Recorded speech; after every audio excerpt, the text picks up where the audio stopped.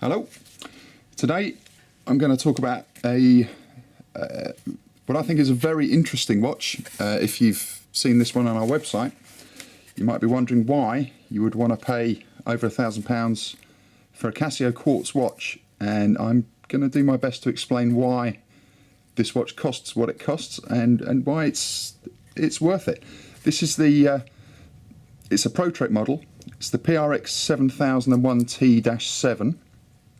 What's interesting about that, there's a previous model, the PRX-7000, which is essentially the same watch, and what they both do is it's an all analog altimeter, thermometer, barometer and a compass.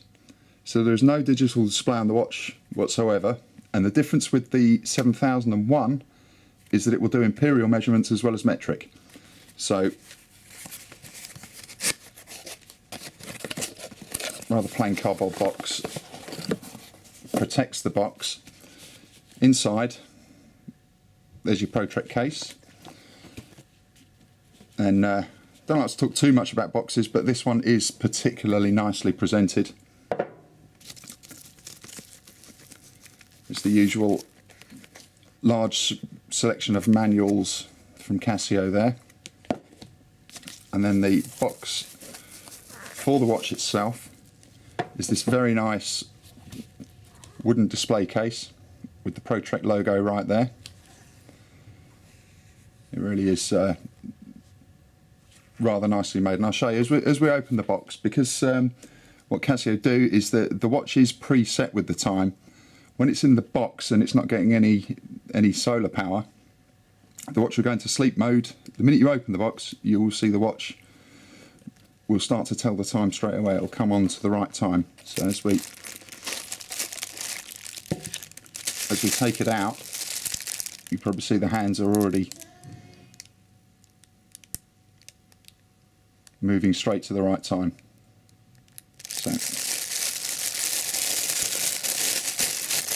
we go. Just take everything out of there. As I say, this model is all analog, so what you don't see on here are any digital readouts whatsoever. When you want to know the altitude or the temperature, you'll get everything from these analog dials. What's so interesting about this model is that each hand, the hour hand, the minute hand, the second hand, they all have a separate motor.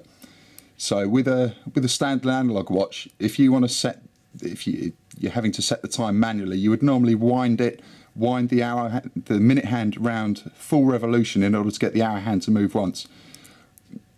As you saw when they got this out the box, the hour hand moves independently, so it doesn't have to wait for the minute hand to go all the way around. It can go straight to where it needs to be. Right, we'll just take the wrapping off there.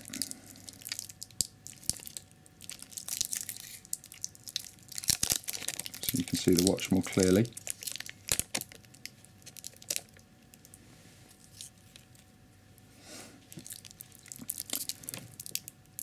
So there we are. Lovely big clear dial. This watch has got, it's 5 centimeters across, so it is a big watch. It's sapphire glass, designed to be very scratch resistant.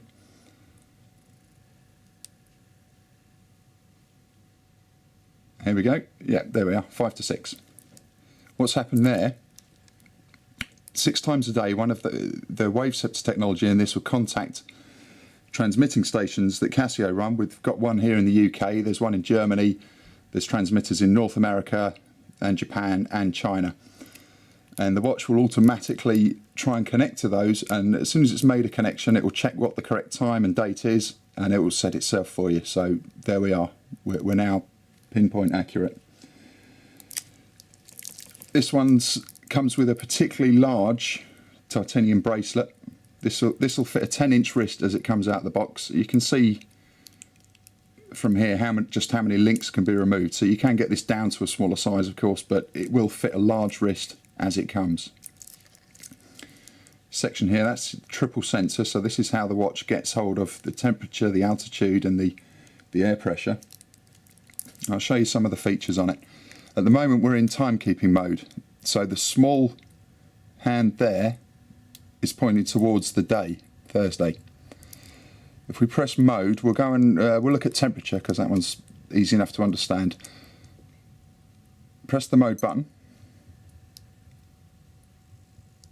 and again, and we're on degrees C, and you'll see the hands move. And the way you read that, you look at the hour, then the minute, then the second. So that's the hour's on 1, the minute's on 6, and the second's on 4, which means where I am, and it is quite cold in here, 16.4 degrees C. Mode again, and you just flip through the watch's functions. So we're on the alarm here, the alarm which is set to off at the minute is on 12. There's your stopwatch, and then we'll keep going all the way until we get back to timekeeping mode. Right, once you're in timekeeping mode, if you want to activate the compass, press the compass button at the top, and we'll find out where north is. And it's over there. If I turn the watch, the compass stays active for 20 seconds. After 20 seconds, the watch will just automatically go back to timekeeping mode, so you don't have to press compass again to get it back. Another nice feature of this model, what Casio have done, there's two anodized dials here in the crown. So at the moment, if you look closely, you can see green inside the crown. If we unscrew it to make a setting change, say we want to change it to Imperial, we can now see a bit of red, and the red tells you when the crown's out. So if you see that red, you know your crown's out. You need to get that crown back in order to keep the watch water resistant. This is, as with most of the Pro Trek range, it's 100-meter water resistance. It's not really a diver's watch. This is a climber's watch more. So you don't get the 200 meters that you'd expect to get with a G-Shock. The other thing I wanted to talk about is the luminous dial. So what we'll do, we'll turn the lights down, and you'll see the luminous increments and the luminous hands light up, so you can tell the time in the dark. Sorry, you're getting a little bit of red from the camera's recording light. Down at the bottom is the LED. So you press here and you get the full LED on the dial. Now this one has got, it's common to quite a few Casio models, the auto LED function. So if I hold the light button, you should hear two bleeps. Hope you heard those. That means the auto LED function's enabled. Now if I tilt the watch towards me, the dial will light up. Like so. So we'll just do that once more. So basically when you look at the watch in the dark, it will light up. Now if we'll get the lights back on. If I hold the LED light, you'll hear a single beep, and that will switch off the auto LED. There we go. So it's now switched off. Casio recommend that you keep the auto LED switched off if you're driving or riding a motorbike. You don't want the light of the watch suddenly coming on and possibly causing a distraction. But as long as you're walking, that can be a useful feature, to just be able to get the light of the watch on simply by having it tilted towards your face, and there you go, it'll light up. That's everything we've got to say about this one.